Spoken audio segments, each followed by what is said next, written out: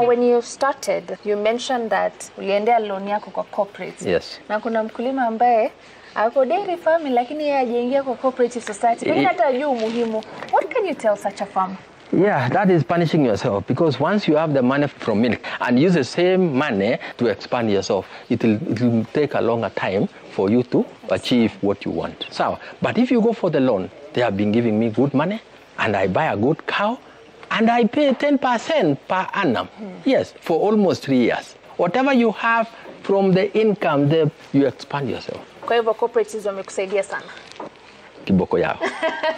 Right, now we want to improve the livelihood and the welfare of our dairy farmers huku mashinani. What are the solutions that we need to go out for? We need to advocate. Dairy farming is not very expensive. It is only mindset. And you go for the training. Like now, we normally have the training. We thank the dairies. They have been actually offering different training for our people. It's only us who are not actually implementing what we have been trained for. We just go for training as a hobby without actually knowing the importance of that thing. What is something that you learned from a training that saved your life? Yani hata ukikuja kuongeleshwa na mkulima mwingine, you have to quote that thing you learned from a particular training. Farming is the biggest job in the world. And that is chaos inclusive. Yeah, you have to plan. You have to see what is there, and then you execute what you have There's no other job bigger than farming. Kuna. Every other thing stops for Even farming. if you are a president, farming is there. Number one. Because for you, at the end of the day, hati mimi nataka kula ederi. Ederi is from where? Mkulima. We have to advocate. Like now, I've been telling our people, there is no point of actually going to center from 6 to 7 without doing something in your own home. Let's change the way of doing things. Keep one cow. Take care of that cow. From there, you'll expand like this. Expand pole pole. I have a very good mentor of mine called Willie Kirwa in Kapseret. He's the one who made me to go to Israel, to go and understand what is there actually. What did you see in Israel that you feel like we need to implement back at home? They are using the simple resources to reap A lot. a lot. What are these simple resources? Simple resources like water. They have valuable water. They have feeds which actually they are collecting from the desert. They are irrigating. Yes. They are irrigating. And from there they use. They're doing large-scale And yet irrigation. the soil they are using is actually from Kenya to that place, because that's a dry area. So large-scale irrigation is important. Very important. Right. You have water. And for you to have proper planning for dairy, you should have reliable sources of water. So reliable sources of water. Yes. Feed. Feed. Lazima. Yes. All right. Infrastructure. Feed is the first one. Number one, feed. Followed by water. Right. Followed by the management. That is your people now who are managing that. Right. You are ready to go. Are you now making profits out of your business? Unajua kuna ile unaambiwa we are breaking even for now, for a while, then profits zitaingia. That is why actually at times we say, okay, I tell my wife, please, we go to picnic or we go somewhere. Because this is actually money. Like for example, if we offload 10 of them at a minimum of 250, that is 2.5 million per year. That is from Haifa Pekake. Yes, apart from the manure we have. Because when you have cows, we have biogas. So, biogas actually will assist you to cook. 2, you have manure.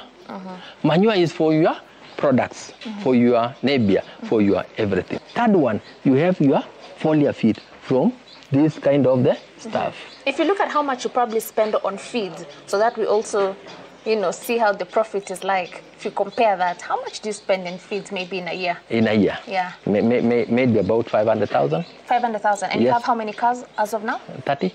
30. So Yes. with 30 cows, with feeds, you're spending about 500,000. Yes. Lakini bado December ukiuza ng'ombe wako kama ngapi hivi? 10, that is 2.5. Only one product. And plus the milk, plus everything, you're okay. Yeah. Sijaeka hata pesa ya maziwa. Yes. Nimeweka tu ya kuuza ng'ombe pekee. Yes. Sijaeka yenye umesave kwa kutumia biogas. Ulipi stima huku kama wengine. Naona, I see why you will be able to go for picnics very often. Yes, yeah. You mentioned that your son is part of the directors. Why was that very important to bring in your son? We are getting old.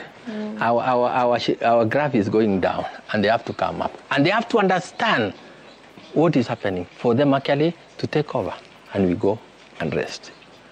When I'll be 70 or, now I'm 62 years. When I'll be 70, I'll be just from there, just get my car and go. I don't want to know what is happening there. They are the one to feed me. They are the one to pay my salary. Yes.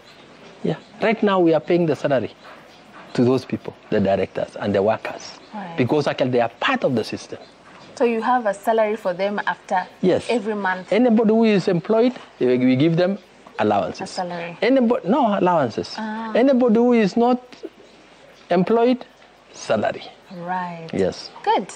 Finally, as we wind up this conversation, if we were to talk to the government, right, for the sake of the dairy sector, what are those necessary steps of action that they need to take so that our dairy sector is doing well? We are producing enough milk to even export to other countries, just like the way Israel is doing.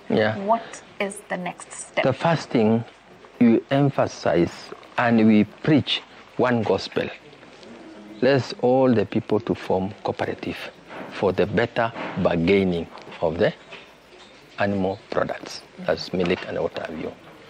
2, government to promote existing dairy farmers for them actually to realize the importance of. 3, government to reduce the taxes for the produce or for the supplies of to the dairy cows. Right. Yes. 3 things. Wakifanya hizo, tutakuwa sawa. Yuko sawa. Thank you so much. Thank you. Mr. Joseph, Asante for sana. having me here and opening this series. Hii ndo ya kwanza ya kufundisha wakulima about dairy farming. Kwa hivyo hii mawaidha yako ndio imewafikia kwanza. Uko sure sasa wamesikia and they'll learn, they'll do what you have said. Yes. Maisha yao itakuwa sawa? Itakuwa sawa. Poverty, zero.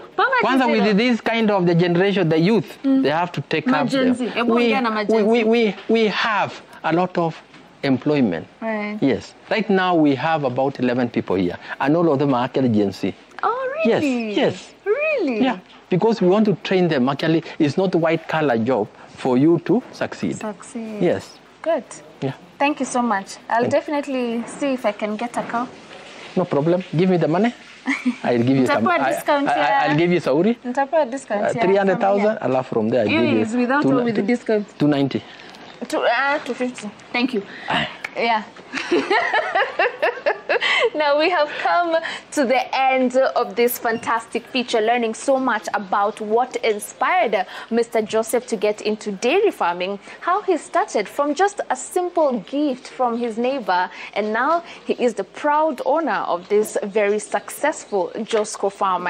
And you back at home, this can also be your story. Thank you so much for watching, but please do keep it Kenya's Gold. We do have a lot more.